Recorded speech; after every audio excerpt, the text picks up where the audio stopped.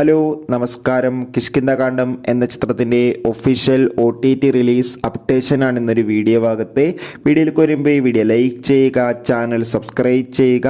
November മാസം ധാരാളം ചിത്രങ്ങൾ OTT റിലീസ് ചെയ്യുന്നുണ്ട്.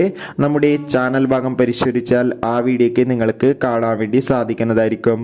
ആസിഫ് അലി, അപർണ ബാലമുരളി, വിജയരാഘവൻ, അശോകൻ, ജഗദീഷ് എന്നൊക്കെ പ്രധാന കഥാപാത്രങ്ങളായ ചിത്രമായിരുന്നു കിഷ്കിന്ധാകാന്ഡം.